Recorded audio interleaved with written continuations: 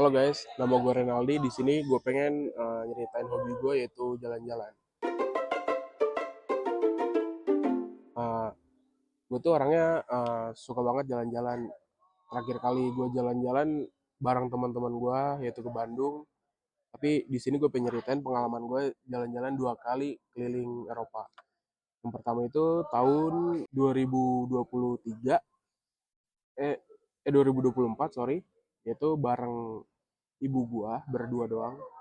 Uh, untuk nemuin kakak gue yang tinggal di sana, sudah lama tinggal di sana. Jadi awal ceritanya itu ibu gue tuh kangen banget sama kakak gue yang udah tinggal di sana, dan dia ngajakin gue untuk jalan-jalan. Pertama itu kita jalan dari rumah gue, yaitu berangkat ke Soekarno-Hatta. Habis itu kita transit di Singapura selama 21 jam. Gue nginep di sana di hotel di daerah Changi Airport. Nah, setelah itu kita jalan menuju ke Jerman, yaitu Bandara Frankfurt, selama 13 jam. Dan di sana gue dijemput sama kakak gue. Selama di sana gue tinggal di apartemen kakak gue, yaitu di kota Köln di Jerman.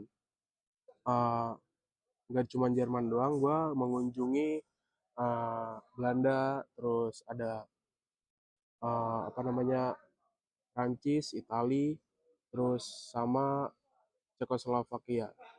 Nah, dari kelima negara tersebut, yang paling gue suka Jerman sih. Soalnya mungkin karena ada kakak gue tinggal di sana, jadinya lebih nyaman aja di sana. Soalnya tinggal di apartemennya kayak di rumah sendiri, beda sama kayak di hotel-hotel di negara lain yang asing bagi gue. Kayak di Jerman tuh kayak lebih nyaman aja. Terus juga apalagi mobilitas di sana, soalnya ada mobil kakak gue juga. Dan untuk view-nya ya, keindahan kota ya, kalau menurut gue Perancis sih emang bagus. Paris, gue ngeliat di sana ada Menara Eiffel, terus juga dan banyak banyak bangunan-bangunan tua lainnya. Terus juga kita ke Belanda tuh dari Jerman naik mobil selama 6 jam perjalanan, naik mobil di sana. Gue nginep di sana 3 hari. Di sana gue menghabiskan waktu selama 24 hari di full 5 negara tersebut. Tapi kebanyakan ya gue habiskan waktu di Jerman. Gue ngunjungin katedral, katedral, dom katedral di Köln, terus juga eh, banyak-banyak tempat lagi yang gue kunjungin. Selanjutnya di kedua kalinya itu gue pada tahun 2025 awal tahun ini bareng ibu gue, abang gue, istrinya, dan kedua ponakan gue. Kita ke sana, eh, tujuan pertama kita yaitu Paris. Kali ini beda. Itu gue bareng-bareng keluarga. Terus juga di sana awal nyampe kakak gue nyamperin yang tinggal di Jerman, nggak nyamperin ke Paris, ke Prancis. Gue di Paris pertama sehari doang. Selanjutnya gue lanjut ke Belgia. Di Belgia gue sehari, terus lanjut ke Belanda sehari. Gue di sana nyewa mobil. Uh, Untungnya gue sebelum pergi ke sana gue bikin SIM internasional dulu, jadi gue aman berkendara di sana. Jadi full gue yang bawa. Enggak sih, gue ganti-gantian sama abang gue. Dari bandara Prancis 3 jam ke Belgia, habis itu dari Belgia ke Belanda 3 jam, selanjutnya ke Belanda ke Jerman tuh 3 jam juga. Nah, di Jerman gue 4 hari. Gue tuh pas liburan tuh pas masa bulan puasa pengen menuju Lebaran. Gue kurang lebih di sana 2 minggu. Dari Belanda, dari Jerman, gue ke Swiss selama 7 jam perjalanan. Gue 2 kali ganti sama abang gue di sana. Karena itu jaraknya sangat jauh.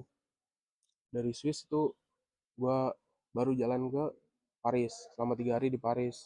Menghabiskan waktu terakhir di Paris. Sebelum berangkat ke Indo lagi. Uh, di perjalanan kedua ini yang paling bagus menurut gue ya Swiss. Gue akuin tuh bagus banget. Soalnya uh, apa pegunungan es di sana tuh benar-benar indah banget. Terus juga ada gue nginep di penginapan di pinggir danau yang tempat syuting Chloe Crash Landing on You, kalau lu tahu, kalau lu yang nonton drakor. Terus juga uh, gue ngunjungin ke tempat-tempat yang sebelumnya di 2024 gue pernah kunjungin. Di Belanda gue pernah kunjungin tempat itu lagi, di apa namanya, di Paris juga itu lagi.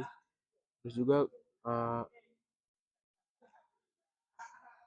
pas gue berangkat dari Indo ke Prancis tuh, gue gue berangkat bareng jamaah umroh, soalnya gue transit di Jeddah.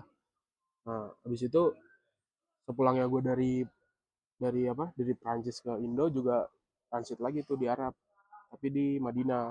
Itu gue sekalian ngunjungin ke Masjid Nabawi. Di sana gue alhamdulillah kedapatan sholat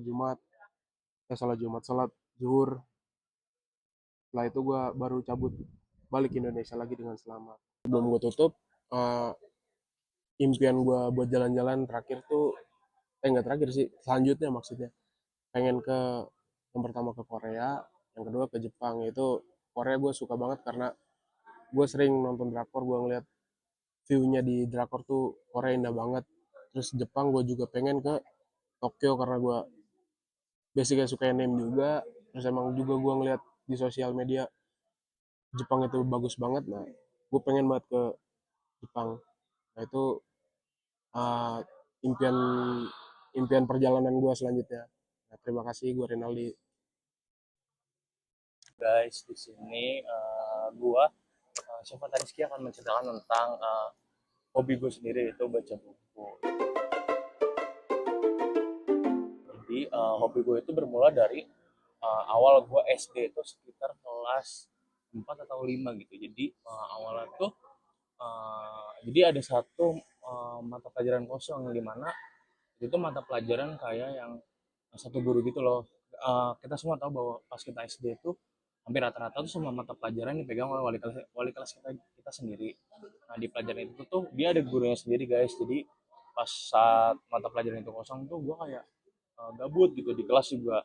Teman-teman gue juga cuma pada main, terus juga kayak gue lagi bosan main lah pokoknya pada saat itu. Jadi gue memutuskan untuk ke perpustakaan di gue buat kasih kalian tahu bahwa perpus SD gue itu kayak nggak terurus gitu guys. Jadi isinya tuh cuma kayak buku-buku mata pelajaran gitu, kayak apa sih namanya, LKS gitu, LKS yang udah usang. Jadi buku bacanya tuh hanya beberapa. Nah di situ tuh gue nemuin satu buku tuh yang menurut gue menarik gitu, yaitu Marmut Merah Jambu. Jadi buku itu tuh awal-awal yang membuat gue tertarik untuk baca buku. Nah buku itu tuh menceritakan tentang kayak kehidupan Raditya Dika, kisah cintanya, pokoknya dengan balutan komedi gitu guys. Nah setelah itu tuh gue kayak mulai tertarik gitu membaca novel gitu. Jadi gue pada saat gue mulai masuk SMP tuh gue kayak gue kan udah punya HP gitu. Jadi gue tuh kayak bisa scrolling gitu buat dari novel yang gue suka. Nah ketemulah novel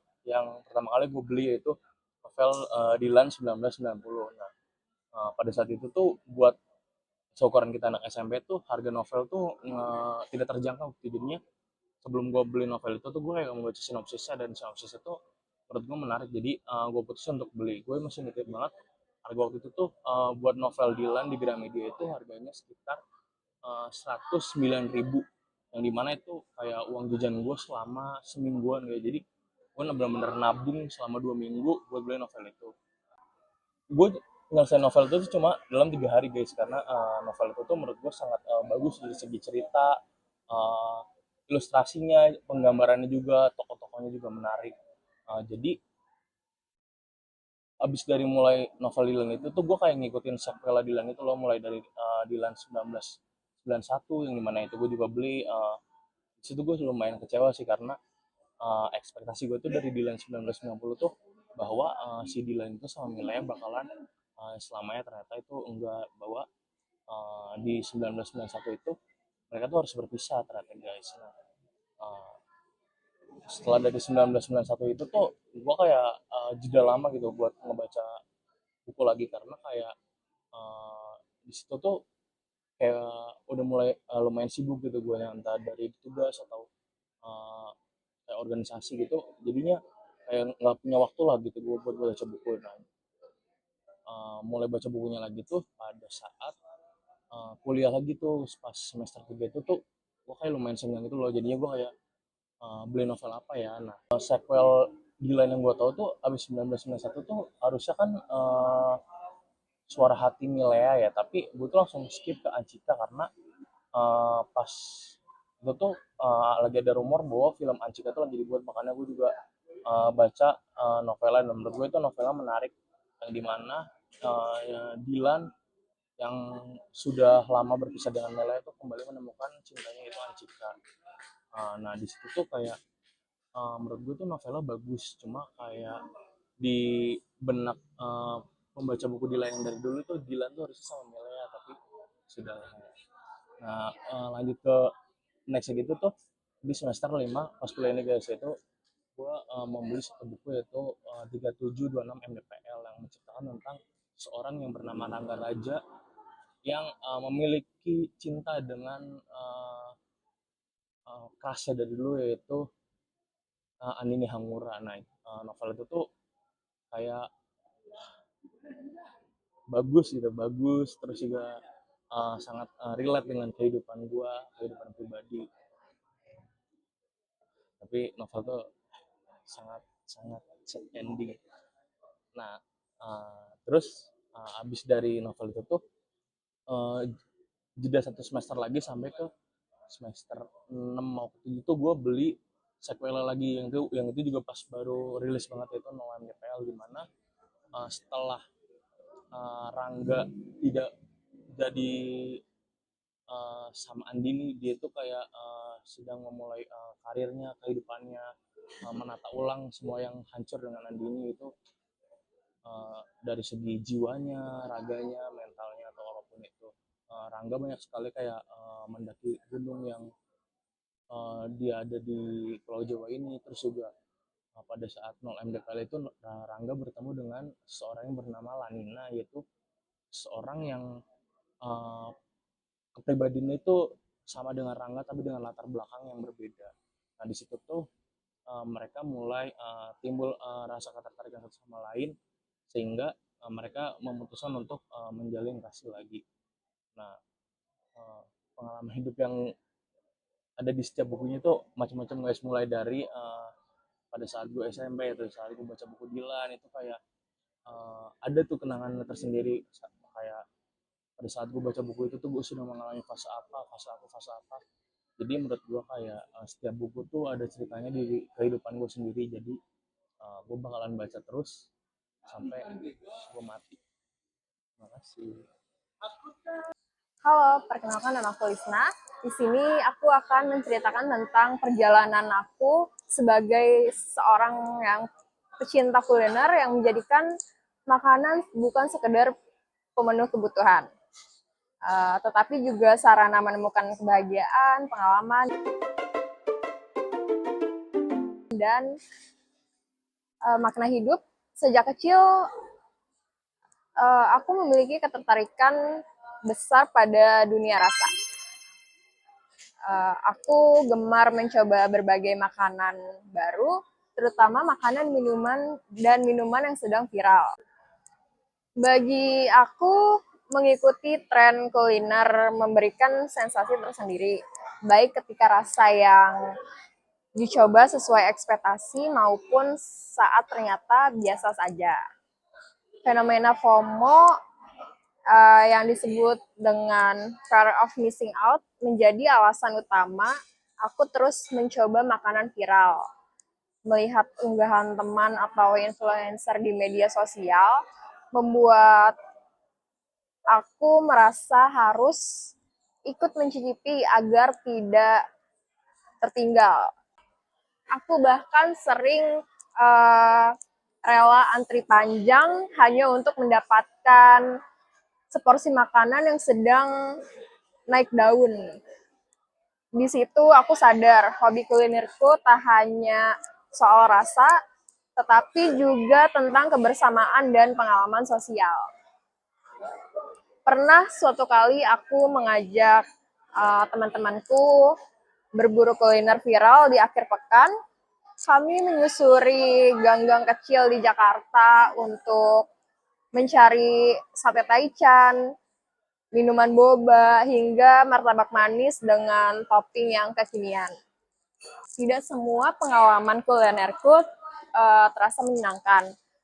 Pernah sesekali aku merasa kecewa karena makanan viral yang kucoba ternyata tidak sesuai ekspektasi. Rasa dan tampilan kadang juga berbeda jauh dengan apa yang kita lihat di media sosial. Dari situ aku belajar bahwa tren tidak selalu menggambarkan kenyataan. Meski begitu, aku tetap tidak kapok. Bagi aku, setiap kegagalan mencicipi makanan baru adalah pelajaran rasa. Setiap suapan, baik enak maupun tidak, tetap punya cerita yang membuatku semakin mencintai dari kuliner. Beberapa waktu kemudian, aku mendapat kesempatan pergi ke Bandung bersama teman-teman kulinerku. Kota itu memang terkenal sebagai surga makanan, dengan beragam inovasi yang seolah tidak ada habisnya. Mulai dari seblak level pedas, minuman dengan topping unik, sampai dessert lucu yang viral di TikTok, semuanya membuat aku tergoda untuk mencoba. Aku menjelajahi banyak kafe dan warung kecil, mencicipi satu persatu hidangan sambil membagikan ulasan di media sosial. Rasanya menyenangkan, tapi di balik tawa dan rasa kenyang, aku mulai merasa ada sesuatu yang berbeda. Seolah aku sedang mengejar rasa, bukan untuk menikmatinya. Kini aku memahami bahwa menjadi pecinta kuliner bukan tentang seberapa banyak tempat yang sudah dikunjungi, tapi tentang seberapa banyak cerita yang tersimpan di setiap suapan. Aku ingin terus menjelajahi dunia rasa ini. Bukan karena ingin diakui orang lain, tetapi karena aku benar-benar mencintai setiap perjalanannya. Setiap makanan punya kisahnya tersendiri. Dan aku ingin terus menuliskannya dalam satu gigitan, satu cerita, dan satu kenangan.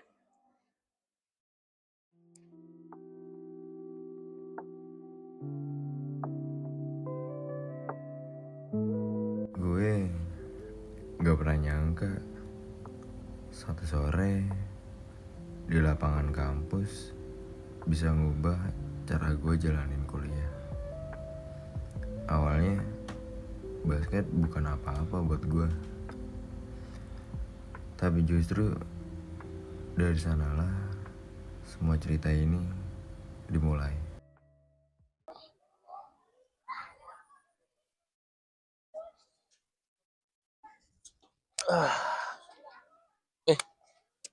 Gue lihat lu sering kesini ya, sering main basket. Iya bang, tiap pulang kuliah gue selalu duduk di sini ngeliatin anak-anak basket latihan. Ya udah kita latihan berang aja. Gue juga anak basket soalnya. Serius? Uh, Berarti lu cutting gue ya? iya. Boleh dia bang. Udah yuk.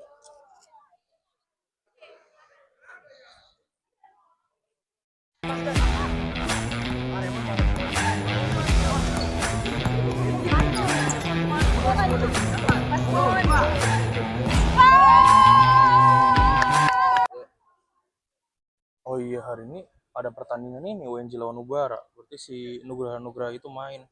Coba kita lihat.